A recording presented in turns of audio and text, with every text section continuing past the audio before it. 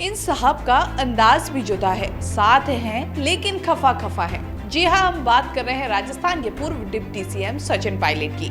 नमस्कार, आपने देखना शुरू कर दिया है द एंगल और मैं हूं आपके साथ छवि अवस्थी। कुछ ऐसा ही अंदाज इन दिनों दिख रहा है सचिन पायलट का। दरअसल साहब तो आ गए हैं और कोशिश भी कर रहे हैं और कह भी रहे हैं कि सरकार का पूरा साथ देंगे, कांग्रेस को मजबूत करेंगे।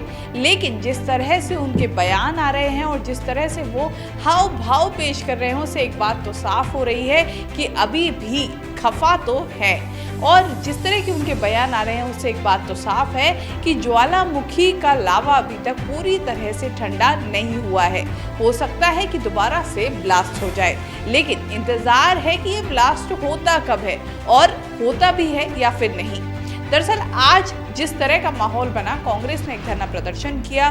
केंद्र सरकार के खिलाफ ये धरना था, केंद्र सरकार को घेरना था। लेकिन इस दौरान कुछ अलग ही नज़ारे देखने को मिले।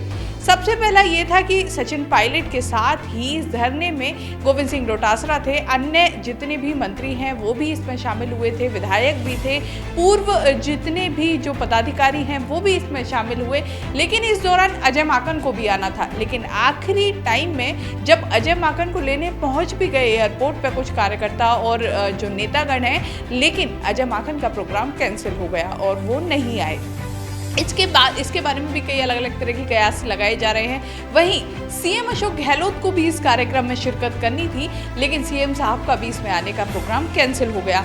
अब इसकी वजह क्या है? क्या सचिन पायलट वहां पर आए, इस वजह से कुछ ऐसा माहौल बना, या फिर कोई और नाराजगी है? लेकिन इन्हीं सभी चीज़ों के बीच जब जो मंत्री हैं शांति धारीवाल वो वहां पहुंचे, लेकिन पहुंचने के बाद ध्यान देने की चीज़ ये रही कि वो स्टेज पर नहीं बैठे, वो मीडिया वालों के साथ बैठे। और जब उन्हें बुलाया गया और जो वरिष्ठ नेता हैं उन्होंने लगातार उनसे आग्रह किया कि वो आए स्टेज पर बैठे, क्योंकि वरिष्ठ नेता हैं और जो मुख्यमंत्री अशोक गहलोत हैं उनके खास भी माने जाते हैं और एक अच्छी खासे कद्दावर नेता हैं। जब उनको बुलाया गया तो उन्होंने मना कर दिया और वो वहीं मीडिया वालों के साथ ही बैठे नजर आए। ऐसे में अलग अलग तरह की चर्चाएं होने लगी। बातें तो ये भी उठी कि जो नाराजगी है वो अभी भी बरकरार है, तो शायद इसी वजह से एक मंच साझा नहीं करना चाहते हैं सचिन पायलट के साथ। और वहीं जब सचिन पायलट को देखा तो सचिन पायलट लगातार गोविंद सिंह डोटासरा से काफ़ी गुफ्तगू करते नजर आए। हालांकि ये गुफ्तगू कैसी थी वो तो बताया नहीं जा सकता, क्योंकि दोनों ने ही मास्क लगा रखे थे। अब मास्क हटे तो हकीकत पता चले, क्योंकि वहाँ पर जनता थी, मीडिया थी और सभी लोगों का फोकस था, तो इसीलिए शायद वो एक जो गुफ्तगू है बेहद सामान्य नजर आ रही थी। लेकिन मास्क के भीतर क्या चल रहा है ये तो कहा जाना बिल्कुल भी संभव नहीं है। तो कह सकते हैं कि राजस्थान की जो सियासत है, राजस्थान की जो कांग्रेस है और खासकर जो सरकार है, वहाँ पर अभी भी स्थिति सामान्य जितनी नजर आती है उतनी सामान्य है नहीं। क्योंकि जिस तरह से जब सचिन पायलट ने कल भी एक बयान दिया था, वहीं एक हाल ही में एक बयान आया था कि मैं तो सच बोलने की सजा भुगत रहा हूँ।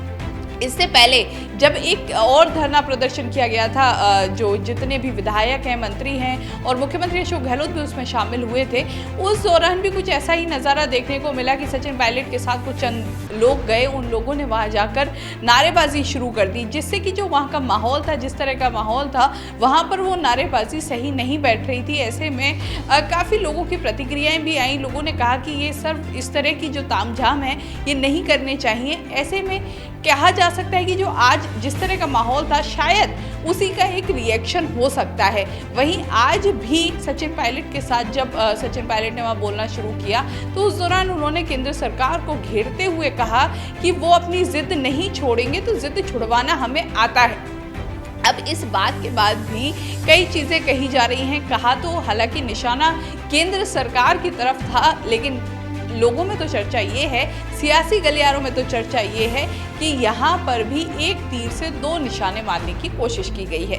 तो अब इस सब स्थिति के बाद एक बात तो साफ है कि आला कमान किस तरह का फैसला लेता है, क्योंकि जिस तरह की स्थिति राजस्थान कांग्रेस की अभी बनी हुई है उस पर यह है कि ऊपरी तौर पे तो बेहद सामान्य है, लेकिन अंदर खाने काफ़ी कुछ चल रहा है। और अगर इसे जल्द ही इस तरह के जो आक्रोश है, जिस तरह पायलट गुट की तरफ से लगातार आक्रोश आता रहा है, ये अगर जल्दी ही शांत नहीं होता है तो आने वाली परिस्थितियाँ कांग्रेस के विपक्ष में हो सकती हैं। वहीं बीजेपी में भी कुछ इसी तरह के हालात हैं। लगातार मीडिया में चर्चाएं हैं कि एक सीट है और 3 नहीं, यहाँ तो कई बीमार हैं। चाहे बात करें वसुंधरा राजे की या सतीश पूनिया की या फिर गजेंद्र सिंह शेखावत, दिया कुमारी का भी नाम इसमें लिया जा रहा है, राजेंद्र राठौड़ का भी नाम इसमें लिया जा रहा है। अब एक कुर्सी के पीछे कई दावेदार हैं और एक अनार 3 बीमार 2 बीमार तो सुने थे, अब यहाँ पर तो 5 6 7 बीमार हैं। अब देखना होगा कि किसकी बीमारी को आखिर यहाँ उनको इलाज मिलता है और किसको आगे चलकर जो इनके आला कमान है बीजेपी के, वो उन्हें आगे बढ़ाते हैं। क्योंकि कहा तो ये जा रहा है कि इन दिनों सतीश पूनिया को फ्री हैंड दे दिया गया है और इसी बात से मैडम खफा हो गई हैं। अब मैडम के खफा होने से साफ तौर पर बीजेपी को भी इसका नुकसान भुगतना पड़ सकता है, क्योंकि वसुंधरा राजे का जितना जनाधार है, वसुंधरा राजे की जो बीजेपी में पकड़ है, वो शायद ही अभी किसी नेता की हो। ऐसी अभी स्थिति किसी और नेता की नहीं है। ऐसे में मैडम का खफा होना भी बीजेपी को नुकसान पहुंचा सकता है। तो देखना होगा कि दोनों ही जो पार्टी अंदर खाने कलह से गुजर रही हैं, इसको कैसे शांत करती हैं और कैसे राजस्थान की सियासत नया मोड़ लेती है, क्योंकि दोनों ही पार्टी इस समय इस स्थिति में है कि हर रोज कुछ ना कुछ नया देखने को मिलता है।